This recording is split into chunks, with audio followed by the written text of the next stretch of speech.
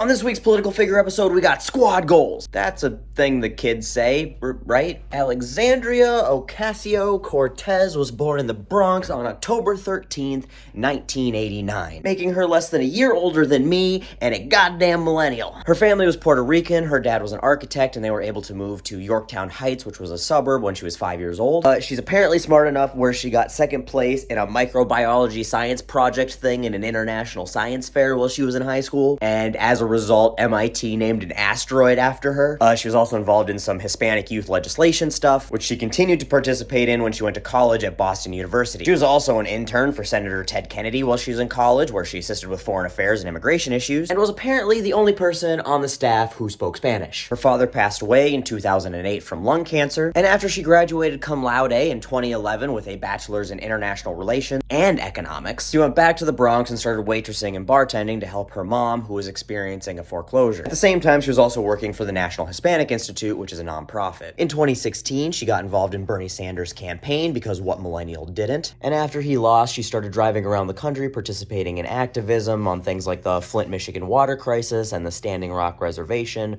pipeline deal. And what she saw while traveling around motivated her to run for office herself. So she went and ran in the primary for New York's 14th district against longtime incumbent Joe Crowley. She did this while she was still bartending. She refused to take any corporate money, and she set her sights on a grassroots campaign where she raised and spent $80,000, compared to Crowley's $1.5 million. On top of being massively outspent, Crowley was also endorsed by Governor Cuomo and Senator Chuck Schumer and Kirsten Gillibrand and a bunch of other heavyweight figures and organizations, which made it all the more embarrassing when AOC absolutely slaughtered Crowley in the primary by 15 percentage points, receiving 57% of the vote. She then went on to win the general election with 87% of the vote. This rocketed AOC from being a fringe candidate who received no media attention to being one of the most covered politicians and candidates by the media, period. Which is weird for a freshman congressperson. Usually nobody gives a shit about them. And no media outlets gave her more rent-free space than Fox. In fact, in 42 days between February and April of 2019, Fox News and Fox Business mentioned AOC's name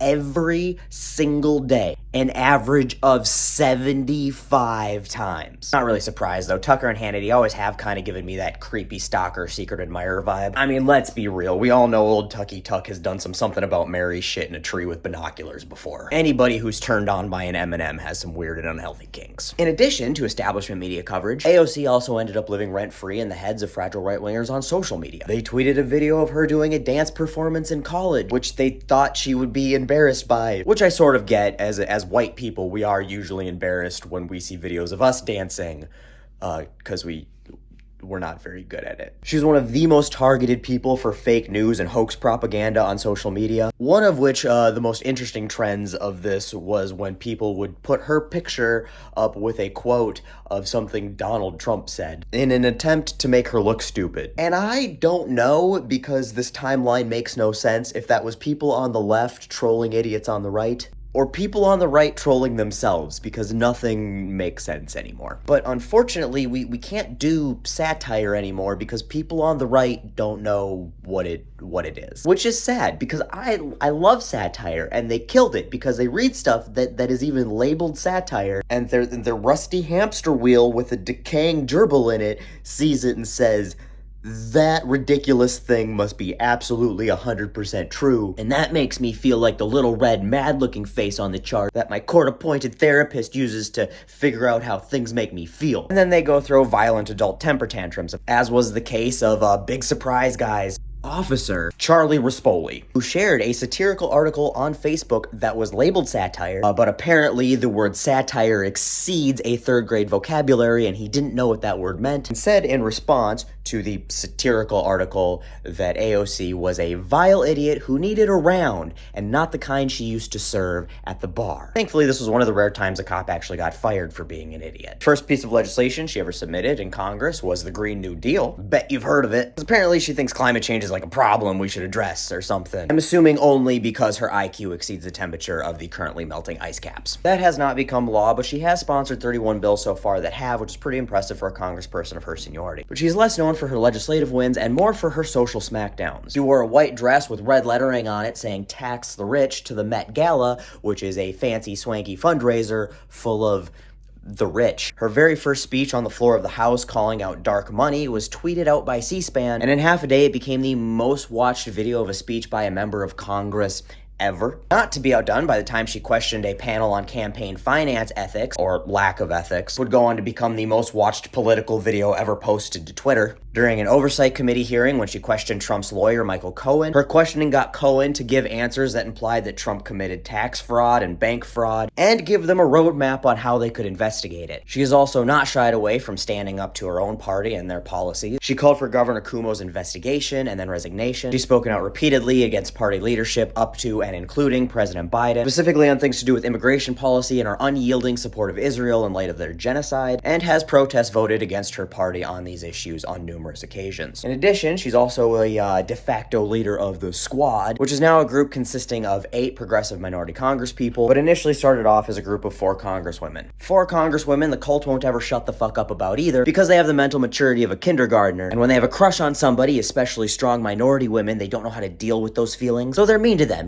run and try to push them over on the playground. But unfortunately for them, it usually results in them getting kicked in the balls. Trump, being the king kindergartner, said to them that they should go back and fix the countries they came from rather than criticizing the American government. The American government that they are Congress people in. And also AOC is a Puerto Rican, which is, part of America. But you think Trump would know, because he went there after a hurricane and threw paper towels at people to help them clean up. So she is quite literally in her own country trying to fix its problems. Problems like the president of her country thinking that cleaning up after a hurricane disaster involves Bounty the quicker picker-upper. The irony is just so fucking stupid. And to add on to that, when Texas had that cool winter breeze and 6 snowflakes that resulted in their entire privatized power grid having a meltdown, AOC, a congressperson from New York, organized a fundraiser that raised $5 million to help affected families in Texas. While the senator from Texas, Ted Cruz, rode the whole thing out at a warm luxury resort in Mexico. Which brings up another funny point, is that when her opponents were trying to undermine her by digging up a high school yearbook that showed that she went by the nickname Sandy when she was in high school, showing that she's an illegitimate, fraudulent liar McLie face,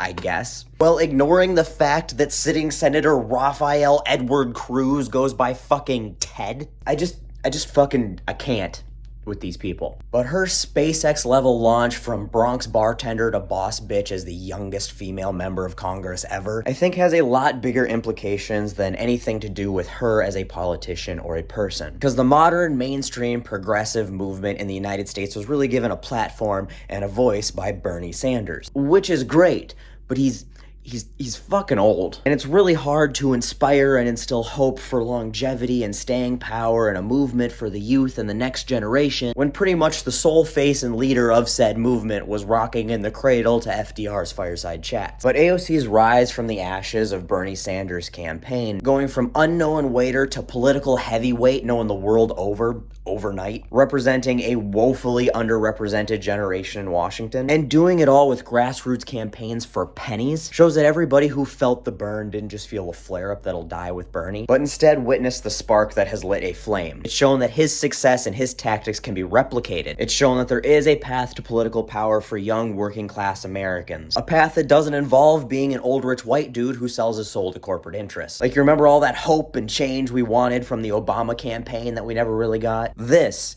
is that hope and change. Young progressive people like AOC getting elected without PAC money, without corporate interests, unconventionally gaining power and platforms that break the status quo. I think that is the most impactful and influential part of her success, and will likely be the biggest part of her legacy in what is hopefully a long and fruitful career.